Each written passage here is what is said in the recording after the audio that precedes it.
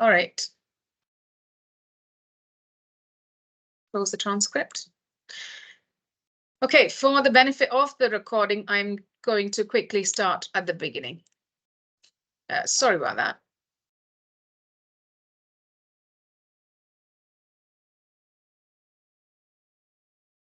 Okay, so this is the first lecture of the legal implications of climate change module. And in this first session, we're considering what is climate change law. This is the structure for this lecture. We start by looking at the nature of climate change law, the features of CCL. Then we look at data about how our climate is changing globally.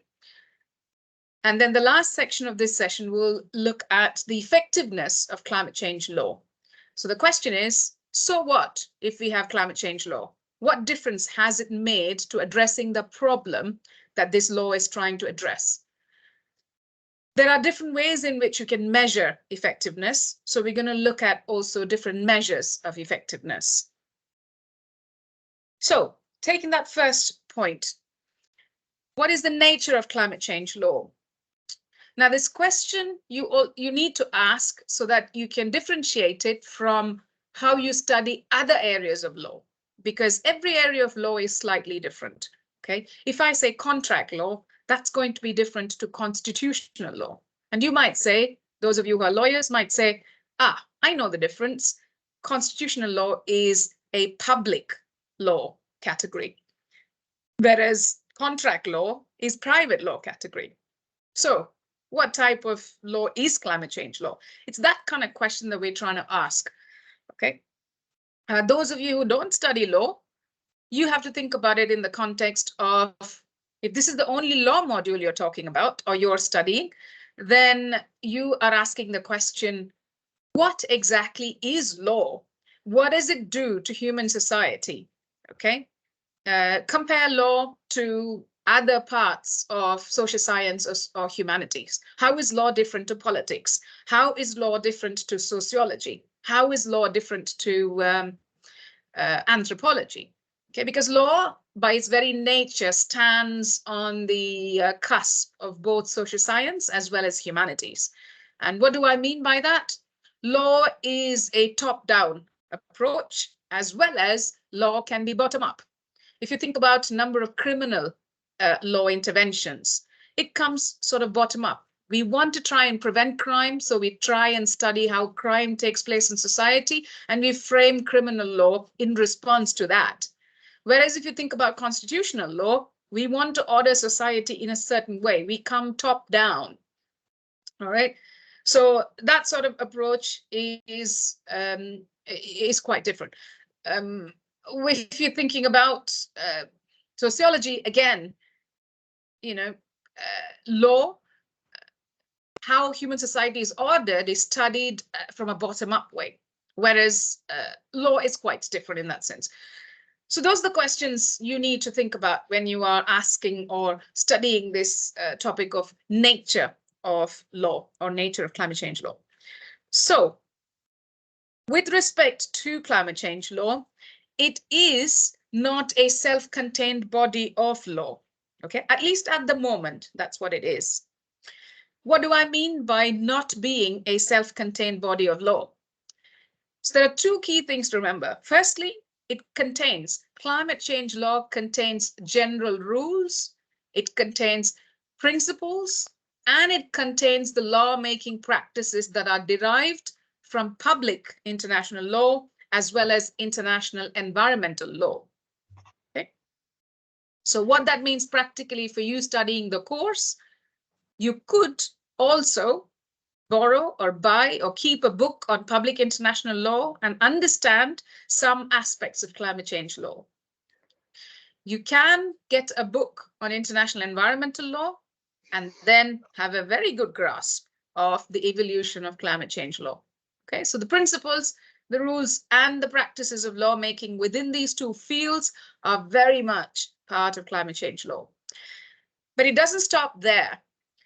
Climate change law, or the rules from international law and environmental law, intersect with human rights law, migration law, and trade law.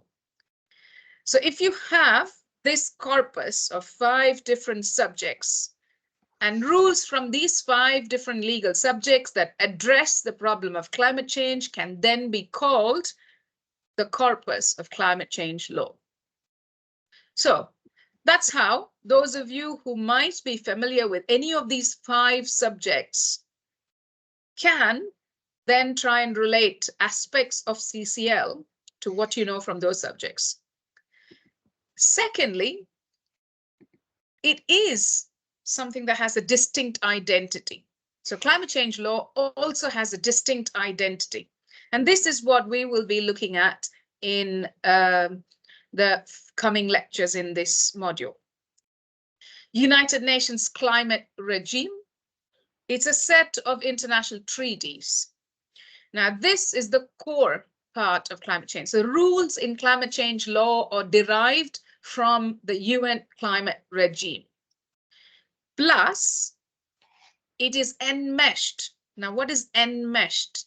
Okay, it's entangled, it's mixed up, meaning, you know, it's like when you have 2 or 3 devices and you've got many charging wires, and then you travel abroad and you pull all those, put them in your bag.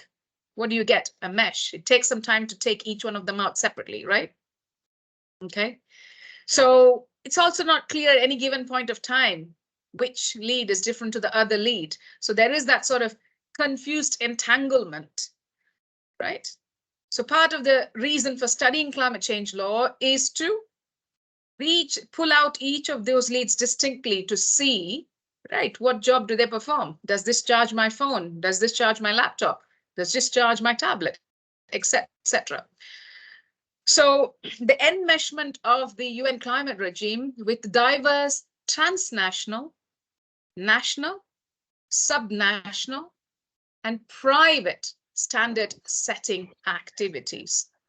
Let's take our mind to each of these words, which are also concepts in themselves. Now, transnational activity. What can we think of that's relevant to climate change law, or what should we think of when we say transnational activity? So transnational activity could be any kind of government-led or non-governmental activity to address the problem or the issue of climate change. Okay. So it could be private, it could be public, but not necessarily governmental. Then it could be governmental, but it could also be any combination of allies or countries which are governmental. Yeah. Then there is national action. Now, this is what we're all familiar with. So this is, you know, law is a jurisdictional beast, right? So we don't have a world law. The closest we have is only international law, but the law that really has teeth, okay, if law has any teeth at all, is national law, okay? Why? Because national laws are the ones that can actually enforce to some extent. You have a police force nationally, so it can enforce some laws. You have court systems. So if a private matter, if a contract has been breached, you can go to court. So the power of enforcement, the power to make the law is also with the parliament. So national law is always playing a role in any kind of rulemaking, right? But you get an idea of what national activity with respect to addressing climate change might be. Subnational. Now, this is an area of activity that is gaining increasing importance in climate change law. So cities across the world are forming networks. Mayors of cities, any other chief who heads a city, all of them, in fact, are coming together. Now, why is a city quite important for climate change law? If you think about a city, they're all densely populated. Now, where populations are, the usage of, you know, cars, usage of vehicles become more. That means you are burning energy, and if you burn energy, you're going to get emissions that come out of the energy that is burned, particularly if it is coming from, let's say, petroleum or natural gas and that sort of fossil fuel-based energy sources.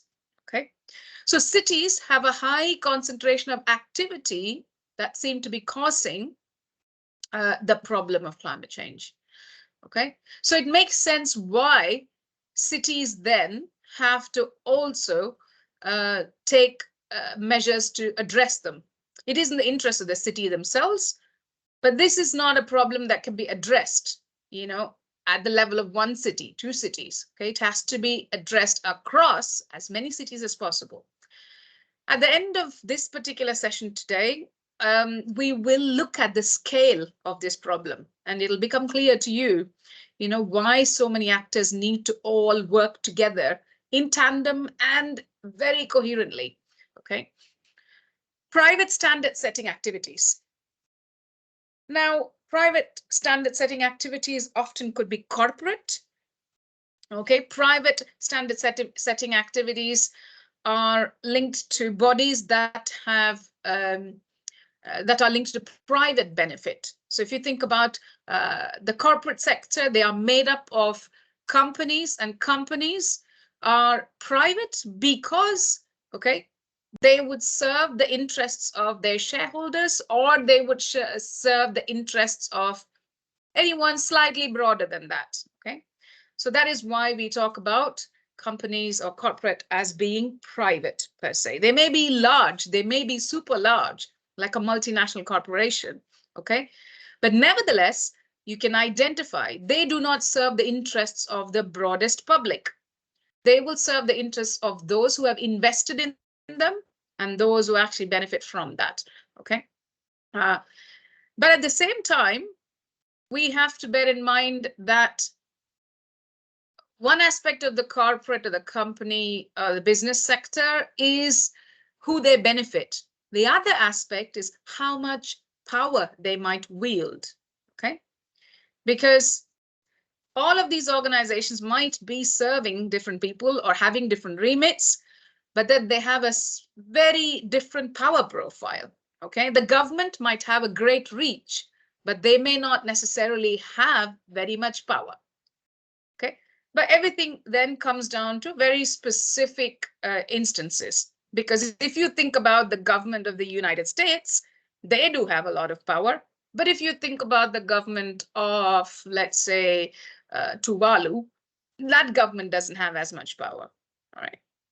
If you think about a multinational corporation, that has a different level of power as opposed to another corporate, you know, like an independent employer with 10 employees. They happen to be the same nature of an organization, but their power is very, very different. So that's another profile that we need to take into account when we look at standard setting activity. Yeah, and the good thing about climate change law is that because the United Nations climate regime is enmeshed with every possible actor around the globe, it is a very good sign of lawmaking and standard setting through a collaborative activity. So it's quite unique in the sense that this doesn't usually happen, but it also comes with its own problems. And this is all part of what we are going to see as well. Okay, what I am going to do is to take my screen off a little bit and then just say hello again, and to see if all of you are hearing and listening. Any thoughts or questions at this point? Hello? Any questions or thoughts?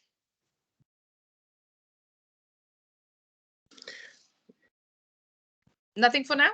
Nothing for now. Nothing for now, but please, Professor, as soon as we are all here, could you please introduce yourself? You are a professor at the University of Hertfordshire. Oh, I am sorry. I should have done this before, shouldn't I? Thanks for reminding me. Yes. I think, you know, there's exactly all of us here. There is 36 of us. That means 35 plus 1, isn't it? Right. Okay. An introduction about myself. Sorry, that was rude. I should have introduced myself before. So I am a senior lecturer, research lead for the global economy at the University of Hertfordshire, which is in a town called Hatfield, which is about 16 miles north of London. Okay, so I am geographically placed there. If have any of you had the chance to come to the UK at any point? You have? Brilliant. Good. I'm so happy to see you because I've been doing my master's program in 2008 in Luton, in Oh, University right. of Bedfordshire, which is 20 minutes driving from the place. From Yes, Hatfield, yes. Bedfordshire, I know quite a few people there. And Luton, actually, Luton is still in Hertfordshire, right? Or is it in Bedfordshire? yeah, it's a Bedfordshire. Luton is Bedfordshire, yeah. Yeah, so we have, excellently well placed. Right, so I have been here for the last 9 years. So my areas of expertise, I am basically a public international lawyer by training, public international lawyer and a comparative constitutional lawyer by training. But this was in my master's many years ago now from the University of Madras in the south of India. So I completed my 2-year master's program there. And I moved to the UK, to the University of Hull, to do a second master's, which was in political science. So I did defense studies. I studied disarmament. And I wrote my thesis on the Nuclear Disarmament Treaty, NPT, particularly looking at how non-nuclear nations, which have the nuclear power but are not considered as nuclear powers within the NPT treaty, are treated. So that was my, so I have a background very much in what we call traditional international law, in the law of war. But then I did my PhD as an interdisciplinary PhD. I did it from the University of Sheffield, which is about 150, 200 miles towards the north from here. So it's in the north of England. And my PhD was in the international legal governance of the human genome. So essentially, I was looking at intellectual property law, patenting, and I looked at how the framework of common heritage of mankind, which is a law of the sea concept from public international law, how that can be applied to the governance of the human genome. Now, human genome, you may have heard about genetics, human genome.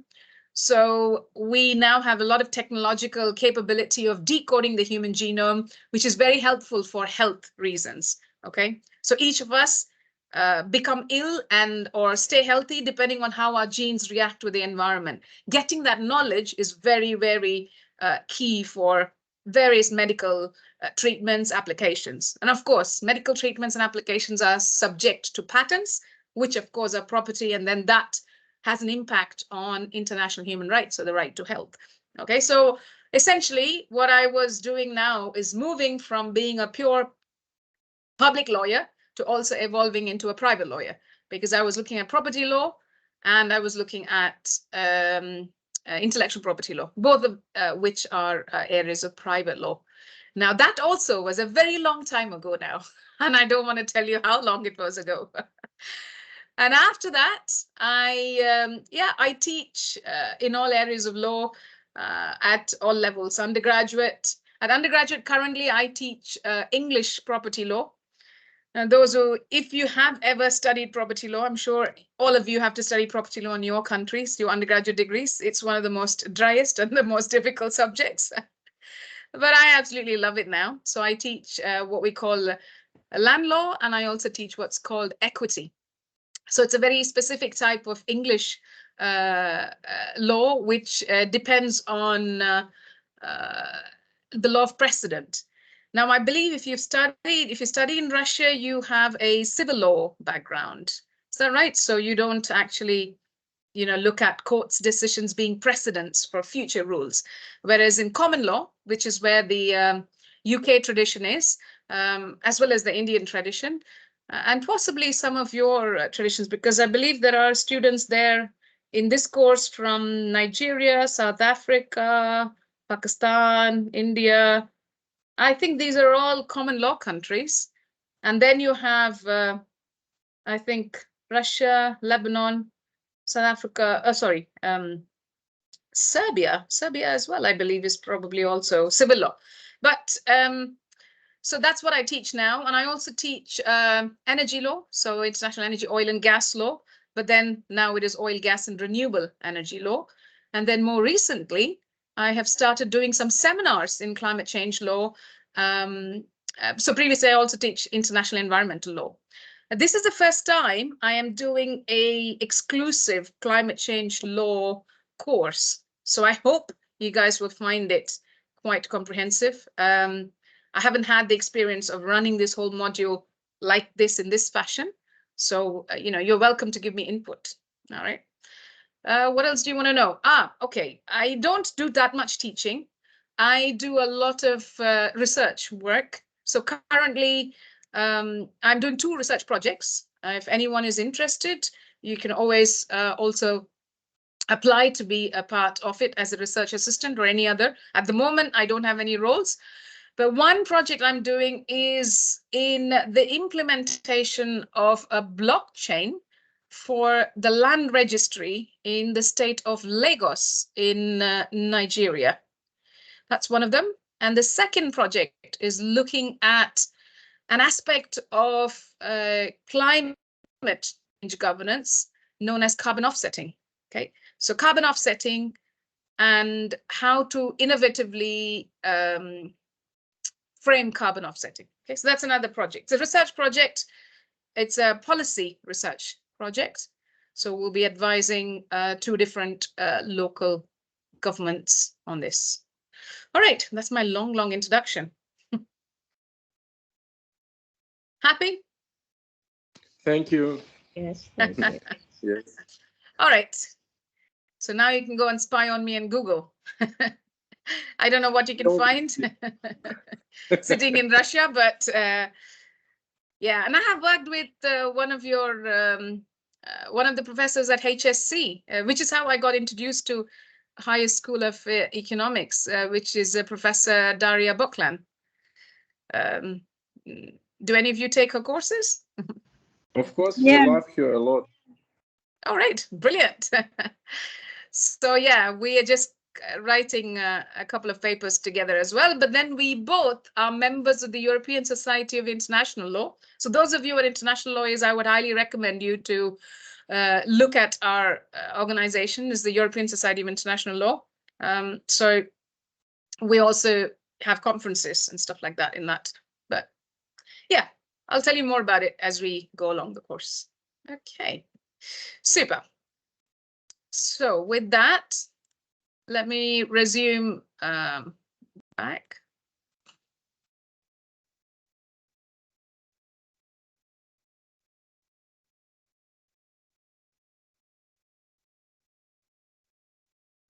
All right.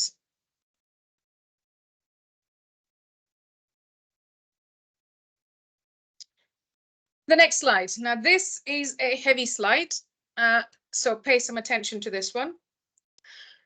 Law and policy are highly intertwined, okay? Policy is made by politicians, is made by especially the politicians in power, and policies also determine laws to a large extent, not always, okay?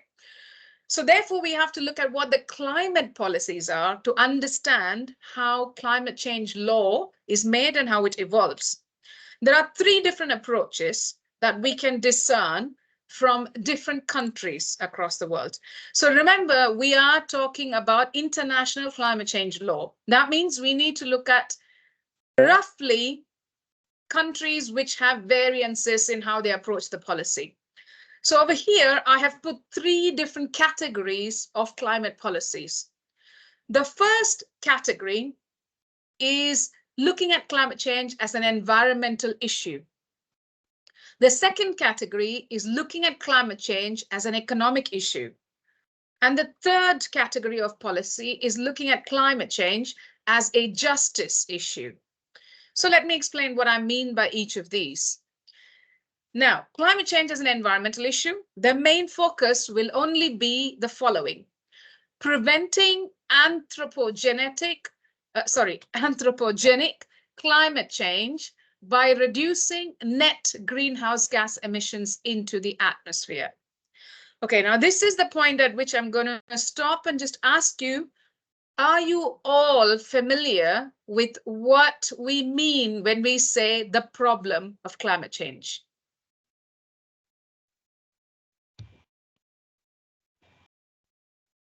Yes, I am. Do we all understand it? Yes. Yes, good. Yes, I do understand. Maybe raise of temperature worldwide. Yeah. So rise of the average temperature worldwide. Yeah, so it's globally, so it's a global average rise. And when we say global average rise, we need to know, is there a certain level which we can use as a standard? So we say pre-industrial levels, okay? So anything that is rising above.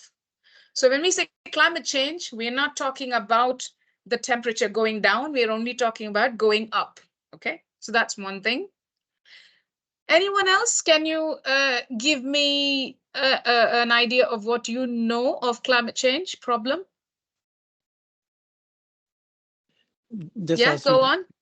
Just as you mentioned on the slide, one of the problem of climate change is the issue of anthropogenic activities, which is about human-induced activities that affect society. Like we said, as the population increases, there's an increase in terms of how things are done on the physical environment, in terms of increasing cars, increasing emissions, increasing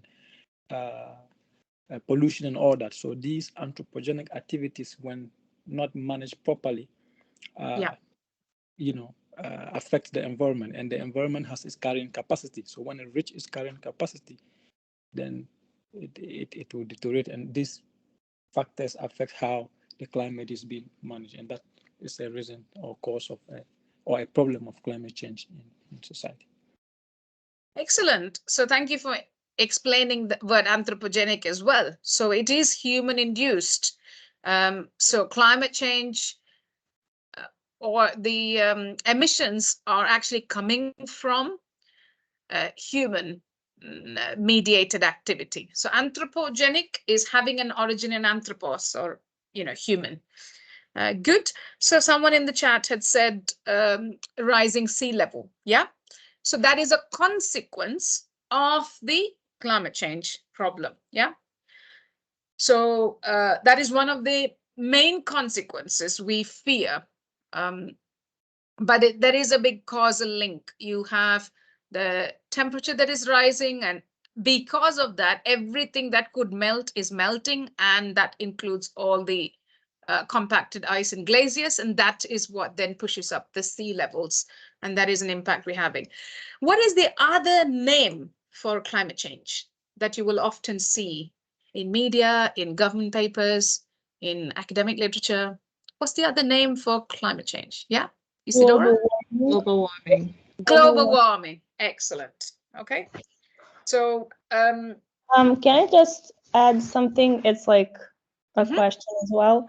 Yeah. Regarding your previous question. So one thing I've noticed recently being talked about regarding this topic is that the focus more on big corporations and less on individuals. So what I mean by that is that what I've seen underlined is that an individual, by like driving a car and therefore contributing to global change because of the gas and everything, is not having such a huge impact on the environment as much as big corporations that are not, I guess,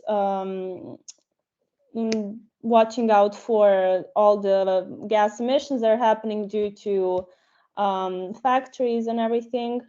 So I guess I wanted to ask, do you think that's true and relevant, or is that like more pushing blame onto others?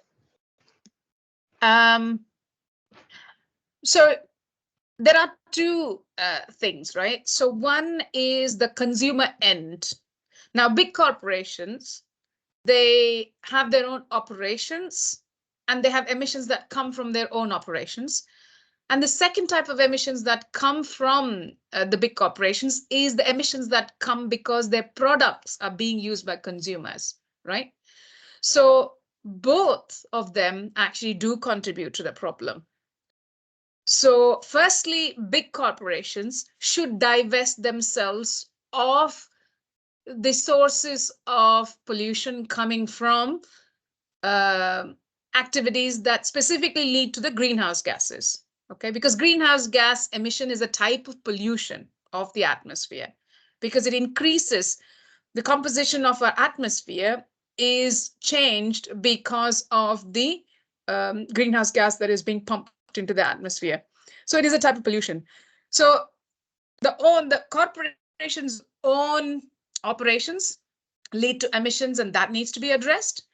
So if they are a corporation, let us say an airline company, okay?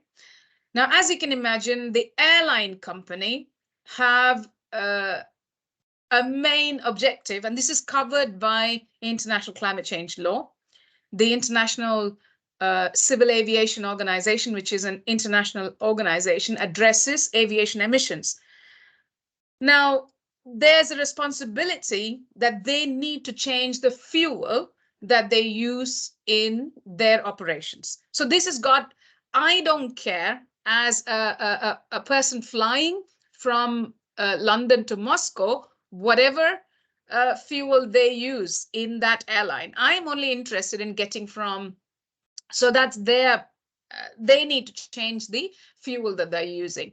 Now, at the same time, you also have the consumer end. Now, when it comes to individuals, I think the biggest issue in terms of emissions from individuals is particularly in countries where it is quite cold, and also a different way where the country where it is quite hot. But I'll tell you why it's less of a problem when the country is hot.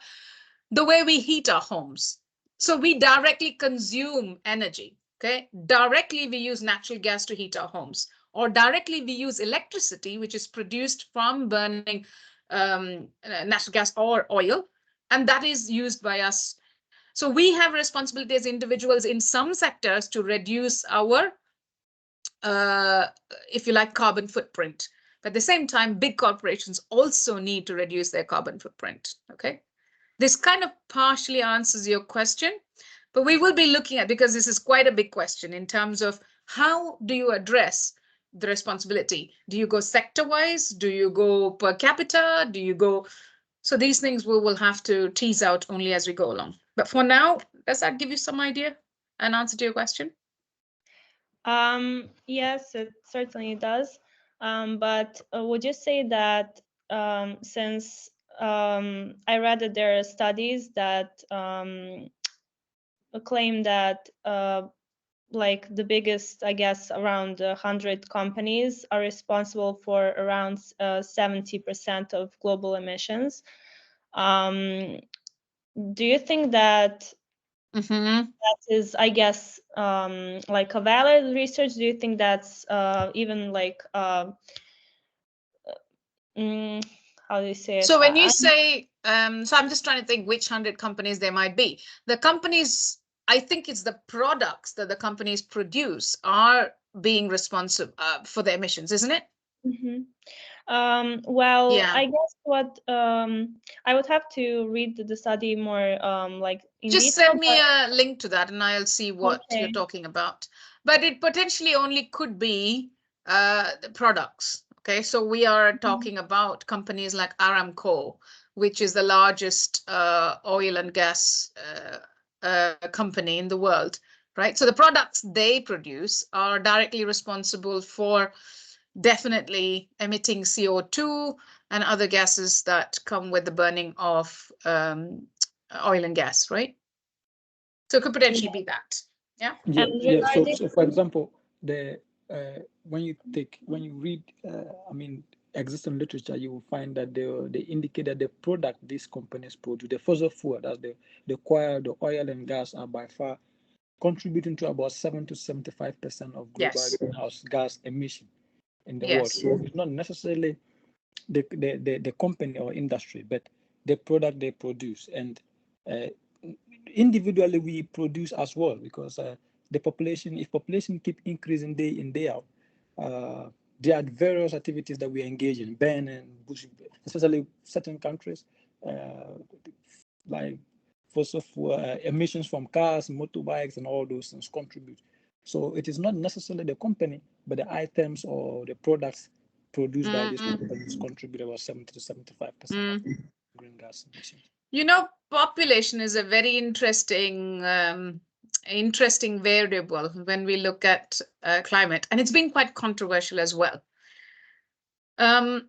Because we'll see some, graphs today to illustrate this point. But let's just take, two big populations. Okay, I tend to study a lot around India because that's where I grew up. So I look at the emission of India, which is roughly now 7%, okay, of the total greenhouse gas emissions. And I'm looking at a population of 1.2 billion people. And then I look at I live in the UK now, so I look at UK. Now the emissions of UK is 1.1%, okay? And the population of UK is about 65 million, all right? So a big population of 1.2 billion, and you have 7% of the world population. And comparatively, for 60 million people, the emission is 1%. Okay. So what's interesting is when you have, critiques saying, don't blame it all on historical emitters, it's the fast growing population countries that are probably responsible. Then you have others coming back at it saying, well, look at the data, because it all depends on the level of development, the type of consumption, because you could still be you could be an individual living in a country where there's high levels of consumption. And you could live in a country where it's highly populated, but for whatever reason, it might have low levels of consumption. Yeah, and that will make the difference. So there are, lot of issues around if you want to look at who causes this, how do we address this, right? But all these are quite central to legal issues, because law is all about, saying apportioning blame in a sense, because you're going to say you are responsible for this, and therefore this is the course of action you will be directed to take. So law is a good vehicle to actually do this, right? But then we're not going to get things done if we take that approach all the time. So that's also why climate change law is about negotiation, is about having binding rules, is about having what we call soft law, and is also about, self-regulation. If you start enforcing things, it might just not happen, right? But if we want to get rid, or if you want to take this problem at hand and at least, come to a level where we can manage this problem, and it shouldn't be a runaway problem like it is currently seems to be, then law has to be, morphed and molded in a certain way. Right, I saw a hand up. Yes, I would like to make this comment. I'm taking another class that is tied with climate change, that's about environmental changes and then the effect it has on population. And during the class, we mentioned, the professor made us understand that this whole issue about climate change or global warming is actually a natural process. And given the Earth time, it will still turn out the way it is now, but it may not do it as quick as it's doing now. So he made us understand that we should try as much as possible to see climate change not just being the over usage of resources from human activities, but also for us to see it as a natural process that the ecosystems would have to go through. Because if you look at ice age periods, and now it is as a result of warming that those ice melted, and then now we have several rivers and several dry lands. Yes, that is the comment I would like to make. Yeah, thank you for that.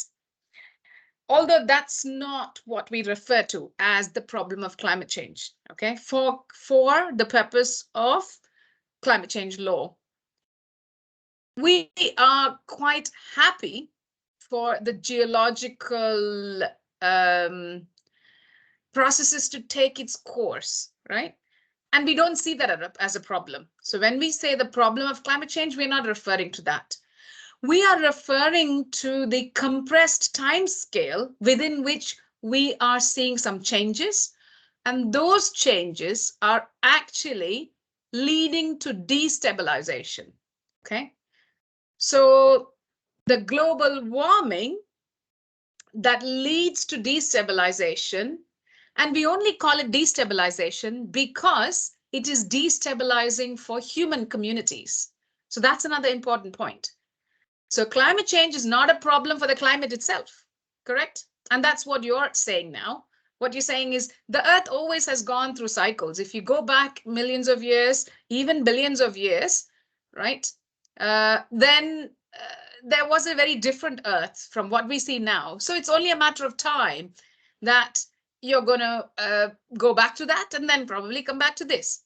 So for Earth itself, for the climate itself, climate change is not a problem. The climate change is only a problem for human beings because we know that at that point there were no humans. And if we go back to that situation, we are not going to have any humans. So for us, it's a problem, right? Okay. So that is the only reason we need to think about climate change as a problem.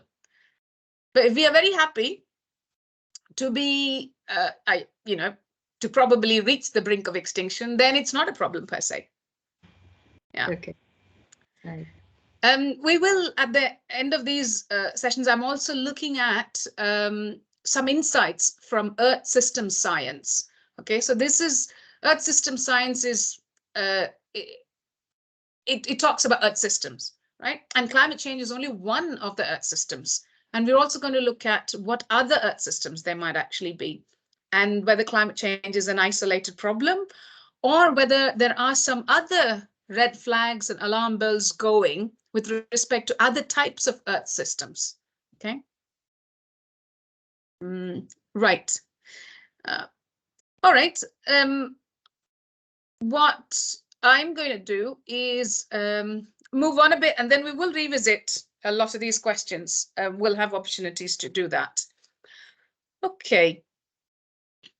So what we have established then is we're all aware of what I mean by climate change, and I think I'm happy with your understanding of this, your understanding of what the problem of climate change actually is.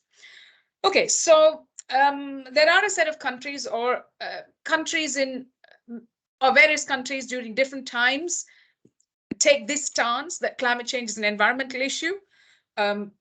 It is about preventing the human-induced climate change, which is caused by greenhouse gases. Now, greenhouse gases are a specific type of gases. There is a set of 6 gases, which, one of the biggest in volume in that is carbon dioxide. Okay, and there's other ones like methane, nitrous, etc., nitrous oxide, and things like that. So essentially, if the climate policies that look at it as an environmental issue will ask or will depend on these 3 factors. They will be asking the question, or the policy will be trying to understand what is the safe temperature increase. So we accept that temperature will increase. It's a natural feature of the global system or the global weather system. So, but we're going to have to ask, what is the safe temperature increase? And safe for whom? Safe for humanity, safe for other types of life, higher forms of life like us. What is the concentrations levels of greenhouse gases needed to prevent exceeding this safe zone? So there is something called a safe operating zone. Okay. So if we have this zone, beyond that is going to bring about all the risks of destabilization. Now, if we keep to that zone, then we will be safe and we'll have the same kind of environment that we are currently subsisting in. Choice of a pathway to achieve necessary greenhouse gas concentration levels. Okay, so these will be the prime questions that drive the policy that is framed in response. All right. Sorry about that. Let me see if. No, it's not relevant to this. Now, the second type of climate policy is that which looks at climate change as an economic issue, because every problem has its opportunities as well as its dangers, right? So as we can see already, if you think about cars as polluting, we're starting to get new type of cars, okay? So a new type of industry is developing around. So these opportunities can also be seen by policymakers who see climate change as an economic issue. So the goal in a policy that is driven by looking at climate change as an economic issue is that the most efficient outcome needs to be adopted in addressing climate change as a problem. What do you mean by the most efficient outcome? It's the outcome with the highest net benefits.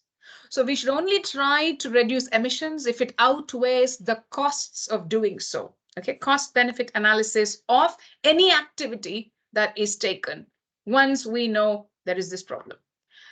If adaptation is cheaper than mitigation, then that should be the policy. Now, I haven't introduced to you these terms, so let me basically roughly introduce you to these terms. Adaptation and mitigation are two big parts of climate policy. They're two big parts of climate change law as well. And there are also significant elements in the UN climate change regime. Let me start with mitigation, because mitigation is seen as, or has been historically, the first action when we frame climate policy or climate change law. So what is mitigation? Mitigation means we try and reduce the sources of greenhouse gases, okay? So if you're going to shift from, let's say, fossil fuel to renewable energy, that means it's an act of mitigation. So rather than, so the aim over here is to try and reduce, to lessen whatever emissions go in. We mitigate the emissions. What is adaptation? Essentially, the temperature, as it keeps rising, we then try and adapt to it. So let us say agriculture is affected because there's lengths of dryness. Then let's say we use some genetic engineering means and we get seeds or crops that will be more drought resistant, or that can grow in very high temperatures and things like that. So we try and adapt to what is happening because of the climate. And to some extent, we will need to do adaptation. We've always done adaptation, yeah, because of fluctuations of weather, they're always there. So that's what is adaptation mitigation. So if adaptation is cheaper than mitigation, then that should be the policy. So I hope you start now seeing the differences in terms of, if you have a policy where it is a climate issue, environmental issue, then you might probably always be looking at mitigation. Whereas if you look at an economic issue, you don't have a particular choice, but your only choice is based on whether the costs outweigh the benefits. If the costs outweigh the benefits, then you're going to say, no, let's look further and let's try and make sure that the costs don't outweigh the benefits. So some directions for the policy will be, if the greenhouse gas emissions can be reduced more cheaply in the future than now, or by one country more cheaply than the other, then it may be possible to achieve the same climate benefit at a lower cost by shifting some of that pollution reduction into the future or to countries with lower mitigation costs. Okay, so digest this. We can take climate action now, we can take climate action later, But if you're driven by an economic rationale, you're going to look at, if I do it now, is it cheaper? If I do it later, it's cheaper. Whichever is cheaper, I am going to take that option. All right. So that might be your primary approach in framing climate policy. Then the third one, climate is a justice issue, or climate change, the problem of climate change is a justice issue, meaning it is an issue in distributive and corrective justice. Okay. So here are different ways in which climate change is seen as a justice issue. Firstly, there are some people who say climate policy should absolutely take account of historical responsibility. Okay. What are we saying? Some countries have, especially those countries that have industrialized earlier, right? They have been more responsible for emissions. And other countries that are industrializing later or at a slower pace are less responsible for it. So that should be the starting point for any policy that is framed to address the problem of climate change. Now, that's one way of looking at climate change as justice. Another way is purely looking at it as intergenerational justice issue. So duties to future generation. So the question is the current generation using up the future generation's quota of emissions? i.e., are we developing so fast now that coming into the future, because of what we've developed now, you're going to have hotter climates, you're going to have much more climate risk. All that is going to take up a lot of money and costs, and their development is going to be lesser. They're going to have less to spend on, other things that we spend right now. So there's various ways of putting this, but it's a question of what is the equity between this generation, and when I say this generation, it could mean this one, the one just before, or the ones that have been historically using more as well, and the future generation. So what we should really be focusing on is we shouldn't steal our children and our grandchildren's future. They should have the same level of standard of living as we do now. But, that won't happen if we don't tackle the issue of climate change right now. And so this is one way of looking at climate change policy as a justice issue in relation to future generations.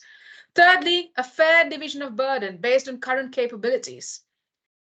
So look, it's very tricky to do historical or future generations. Why don't we say, if you're capable of it, you have the resources, you have the expertise, then you have the duty of mitigation. If someone else does not have the capability now, then it's a question of mutuality. They do what they can, you do what you can. That's the fairest way of dividing the burden of reducing greenhouse gas emissions, so that we all then benefit from a climate that is more livable. That is another principle that can be used. For egalitarianism, everyone has equal right to atmosphere. Now, some principles are less, clear, more fuzzy than others. I think egalitarianism is a little bit like that, but that might be because I'm a bit ignorant about egalitarianism, right? So these are, okay, so I have put these in three different, separate categories. But if you take a major policy, it's not possible to say that they're purely based on one or the other type of category. Okay, they might usually have a mix of all of this, or a mix of two. Or if your analysis can be really sharpened, you can push for, especially those of us who are lawyers would like to actually argue that CC is an economic issue, or climate change policy in the UK is purely taking an economic approach. And we can argue for that. You can have a moot court. But when you look at policies, they usually have some elements of one in big focus and some lesser so. And we can also say some countries have more of a focus, okay? So for example, if you look at a group of countries which are known as the island nations, the small countries that are islands, they will, they haven't actually caused as much emissions. They don't actually emit as much. They're not so much, the reason why climate change is happening. So then their policies may be heavily focus towards climate change as a justice issue. They wouldn't bother about other things. US predominantly has tried to look at climate change policy as an economic issue. They've always had one eye on that as well. But there are many other countries that have done the same too. Climate change issue is an environmental issue. I mean, I'd like to think some of European Union's policy tends to have a little bit more focus on the environmental side. So these are some broad examples of which countries or which grouping of countries have traditionally gone for each of these ethoses. Right, let me have a look at the time. Yeah, we can go on a little bit more.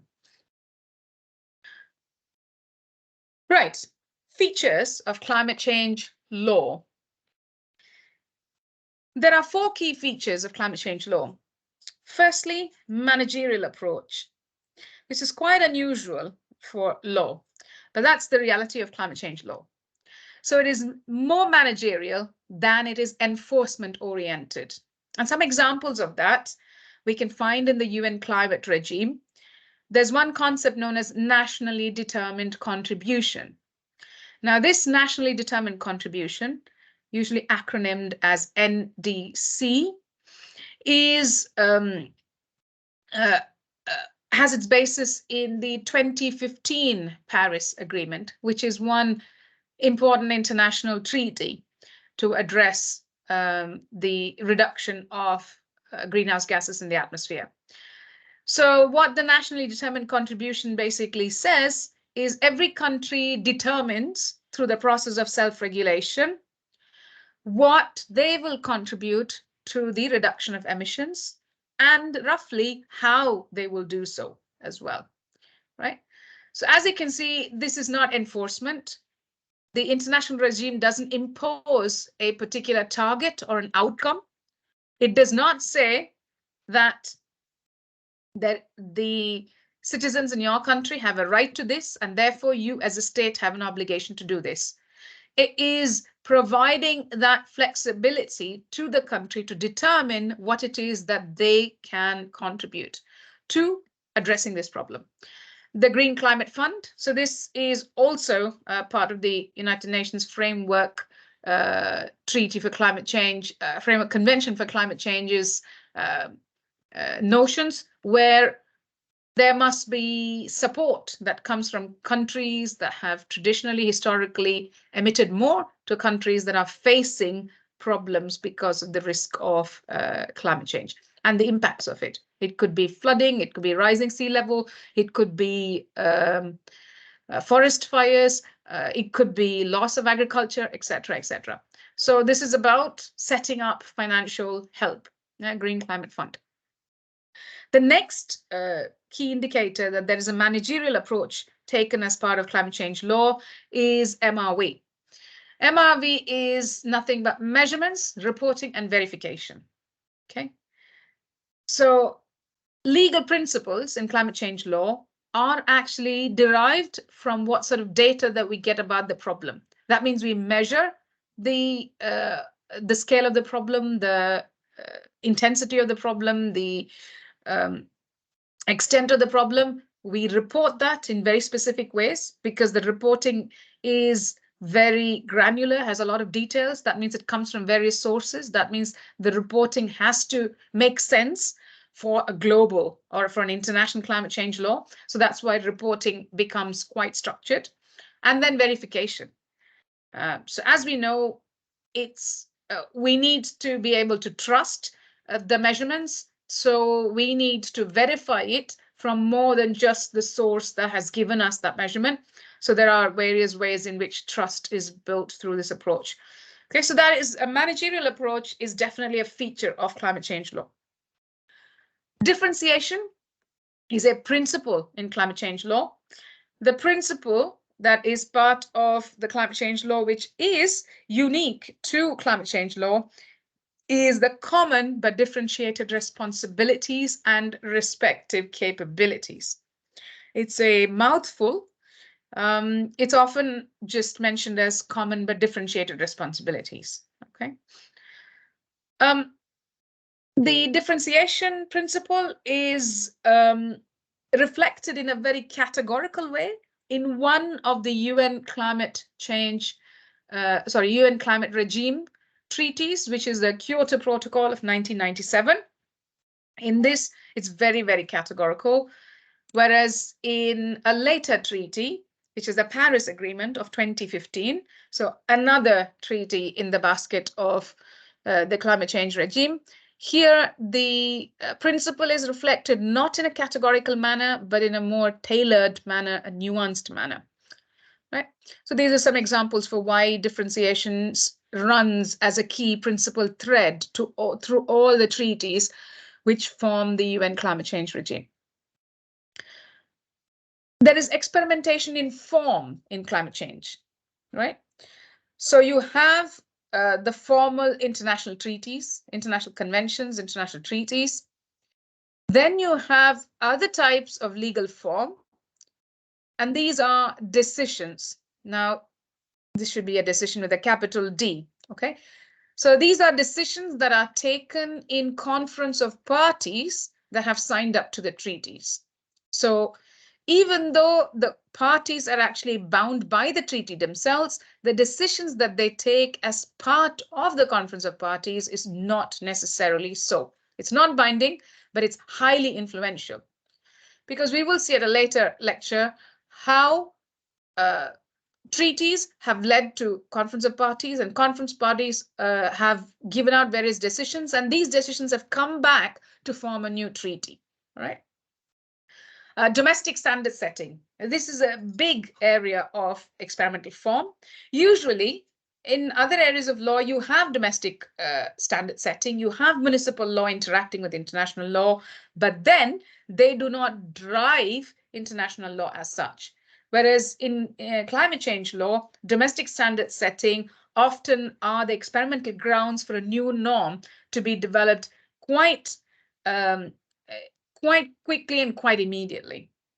Now, as if some of you have studied public international law, you might recall that domestic standard setting starts becoming what's known as state practice, and that could lead to binding forms of international law, which is known as customary law. Now, what we are talking over here is different. We are talking not about, customary law formation. We are talking about a different category of domestic standard setting practice, which doesn't require all the criteria required for identifying international customary law, but it can immediately feed into the formal binding mechanisms that are part of climate change law. And finally, polycentricity. So climate change law is just one of the many sites of global climate governance. Okay, so climate change law is one tool in the toolbox for addressing the problem of climate change. The other sites are equally important. One of the key sites is the marketplace. Мы переводы точно не отправляли? Мне кажется, что точно. Я лично не отправляла. Ты помнишь? Oops, there's someone else as well. Okay. So marketplace is another key determiner of how climate governance is moving, and it shapes how climate change law is formed as well. A successful climate marketplace could actually have a different impact on the evolution of climate change law as if a failed mechanism comes around. Okay, so this is just another example of another site of governance. The reason why we need to look at this is because the interaction between these different sites of climate governance impact on the formation of climate change law. Right, so features. Then we finally move on to looking at how is the climate changing. There are lots of different places that you can go and look at to see what the data is. The one that I use is this website known as Climate Action Tracker. So what we shall do now is to go and look at this Climate Action Tracker and see the thermometer currently. Let me share that thermometer with you now.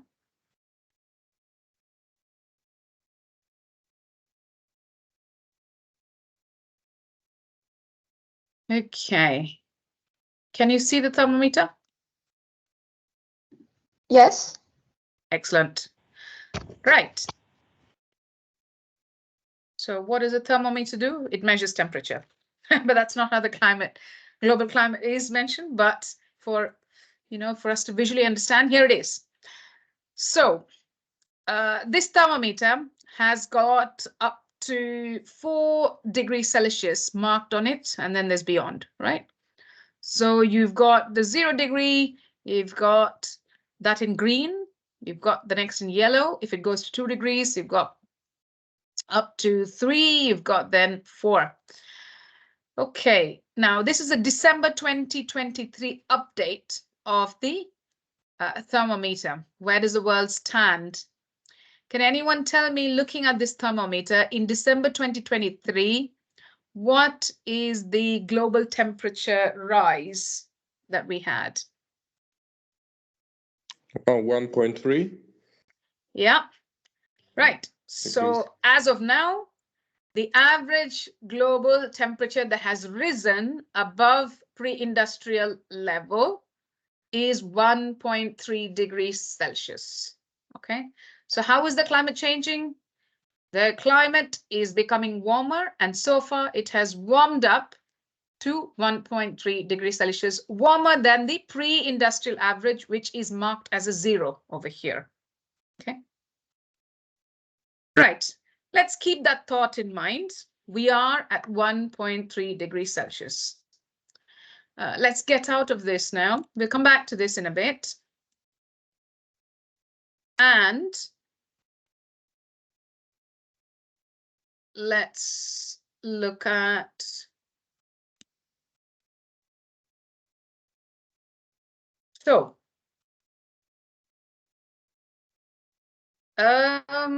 you may take a small break, but not just yet. Oh, right. 4:32. Fair enough. It's 7:32 for you guys. Okay, maybe that's a good point to take a break. Let me stop sharing there. All right, so let's take a break and come back in 10 minutes. Yeah? Yes, thank you. All right, see you in a bit.